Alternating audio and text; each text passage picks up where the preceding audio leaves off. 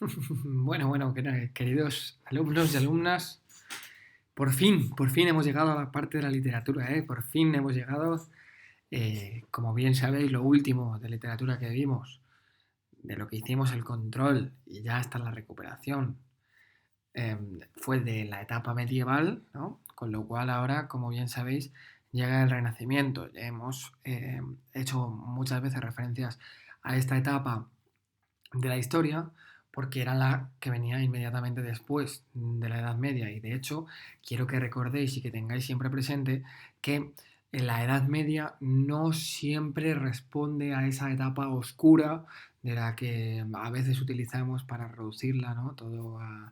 Y que se pueda estudiar más fácilmente. Una etapa oscura en la que no había prácticamente gusto por la cultura, pues bueno, no.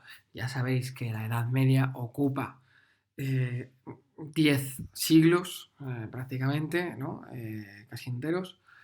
Y bueno, en unas partes de Europa más que en otras, ¿no? Porque ya habíamos hablado de que el Renacimiento en Italia, por ejemplo, empieza con el Trecento, ¿no? Es decir, con los 1300 y pico, siglo XIV. Y en el resto de Europa, pues, y en España se tarda un poquito más, ¿no? Como ahora bien veremos. Eh, pero bueno, sobre todo quiero que nos quedemos con la idea de que la Edad Media no fue un periodo uniforme, ni mucho menos. De hecho, acertaríamos más si pensáramos como un paulatino ir creciendo, como una filosofía que intenta cada vez más acercarse a las filosofías clásicas, pero claro, con una concepción diferente de la sociedad en la que se vive después de la caída del Imperio Romano, que toda la sociedad, todo lo que era el imperio queda fragmentadísimo, en lo que poco a poco van siendo señoríos, ¿no? Y bueno, eso ya lo, lo hemos hablado mil veces en clase. Aquí lo tenemos, esta pequeña introducción del Renacimiento, ya veis en la página 7. Dice, el Renacimiento es un movimiento cultural, claro que tiene origen en la Italia del siglo XIV, como bien decíamos en el Trecento, ¿no? Pero dice, con la llegada del siglo XVI, en España, sobre todo el XVI, asociamos al Renacimiento, se advierten en el resto de Europa muchos de los cambios que se habían iniciado 100 años antes, es decir, en el siglo XV, con lo cual se inicia en Italia en el XIV, en el Trecento que llamamos. Luego ya en el 400, es decir, siglo XV, es cuando pues traspasa fronteras definitivamente toda esa nueva corriente cultural, ¿no? Y ya en el 16 estamos hablando de que ya es pleno renacimiento en prácticamente toda Europa y las ideas renacentistas podemos hablar de que han triunfado, ¿vale? Podríamos decir así. En fin, florecieron las ciudades, claro, el poder comienza a concentrarse en el monarca y, dice aquí, la nobleza va perdiendo influencia en favor de la burguesía. Mm, claro, aquí ya empiezan a cambiar los tres estamentos que decíamos que eran propios de la edad medieval, ¿no? Clero, nobleza y pueblo llano. Aquí ya empieza a haber entre el pueblo llano, un poquito más arriba, ¿no? Pero sin ser nobles, pero sin ser tampoco cleros, que es esta nueva clase acomodada, media, alta, depende, la burguesía, ¿no? Dice, se crearon los primeros estados modernos también, y la figura del campesino progresivamente se va convirtiendo en la del trabajador asalariado. Ya habíamos hablado de esto en clase muchas veces. Y efectivamente, pues el precapitalismo, ¿no? Muchos autores defienden, bueno, muchos, hay autores que defienden que el capitalismo empieza ya a partir del siglo XV o que por lo menos empieza a poner sus cimientos a partir del siglo XV. Luego tendremos a otros teóricos, ¿no? Sociólogos que pues, situarán en diferentes años, en diferentes etapas de la historia, el nacimiento del capitalismo, porque al final es el triunfo del capital privado, ¿no? Del progreso basado en el capital privado, bueno, no sé. Esto supongo que en economía lo veréis más y mejor a fondo. Dice, estos enormes cambios se producen en medio de enormes tensiones, claro, revueltas y guerras. Dice, en España, en el Renacimiento contemplamos dos periodos. O sea que cuando pensemos en el Renacimiento, en España tenemos que pensar, digamos, en dos partes. La primera, la del reinado de Carlos I de España, V de Alemania, ¿no? Ese emperador con el que empieza el imperio. Y luego la segunda mitad del siglo XVI, que es la de Felipe II, que pues es ese imperio en la que no se pone el sol, del que tantas veces hemos hablado y habréis hablado en clase. Bueno, que tenga alguna duda, desde luego no dude, pero vamos, yo creo que con los textos que vamos a ver sobre el Renacimiento en clase y bueno, cualquier duda sobre, aunque creo que le hemos dado las suficientes vueltas ya en clase, el Renacimiento,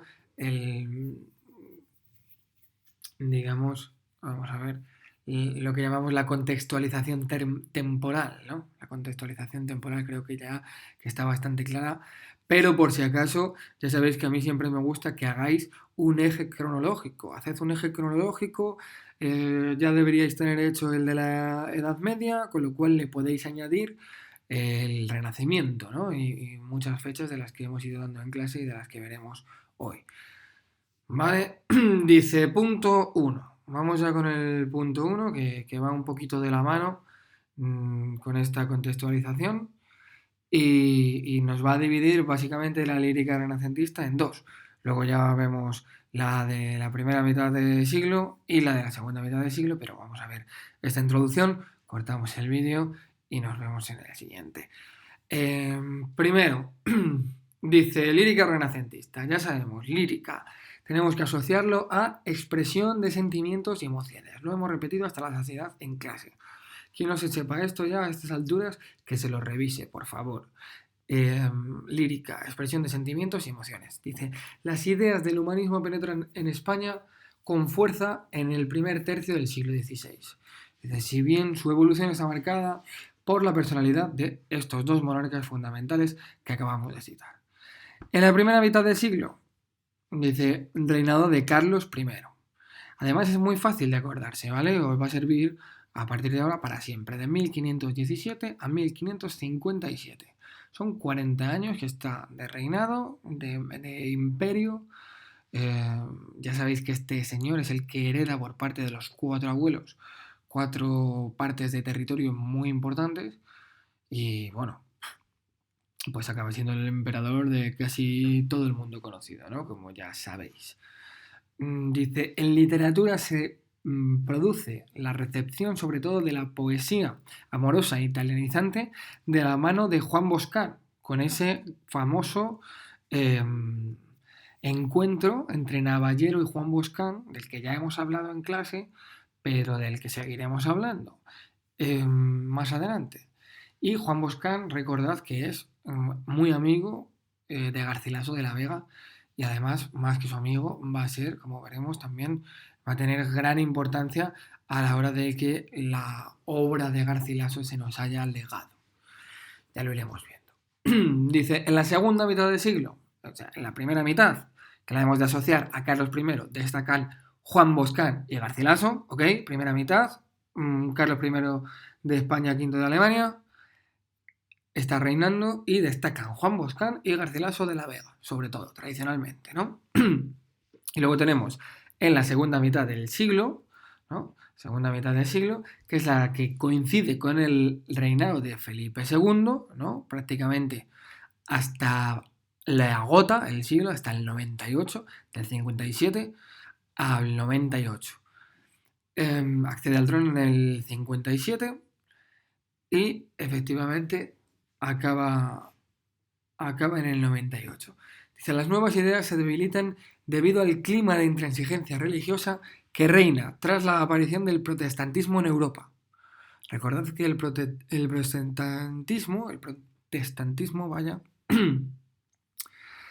es un conflicto sobre todo de los países del norte de Europa, sobre todo de las Islas Británicas y de Alemania, en definitiva del norte de Europa, que por Lutero y por otras personalidades y por cómo acaban derivando las ideas del Renacimiento eh, en ciertos países, bueno, esto también depende del autor que leas, pues puedes entender los sucesos históricos de una manera o de otra, ¿no? Pero desde luego que Martín Lutero y esas tesis en las que decía que pues cada uno es libre de interpretar la Biblia, la palabra de Dios, y por tanto marcar una separación clara con la Iglesia Católica, pues eso es lo que crispó los ánimos, ¿no? Como nos dice aquí, una intransigencia religiosa,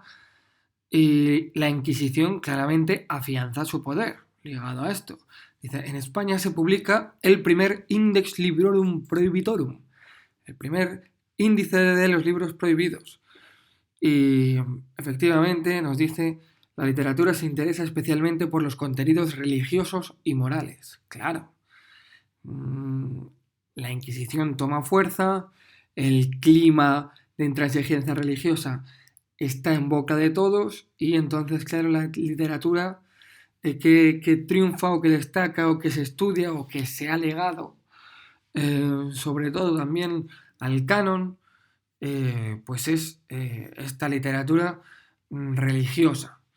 Destaca aquí como máximo representante, dice Fray Luis de León, pero luego veremos otros nombres también, digamos, de otro tipo de literatura, algunos más místicos, algunos más religiosos, algunos más espirituales, algunos más ascetas, pero en fin, vamos a dejar aquí con esta breve introducción en apenas 10 minutos, 12 minutitos a lo que era el Renacimiento y hemos visto en cómo podemos dividir el siglo XVI en dos mitades y los autores que van a destacar en esas dos mitades. También los monarcas que han reinado. Aquí lo dejamos, nos vemos después entonces con la lírica de la primera mitad del XVI. Hasta ahora.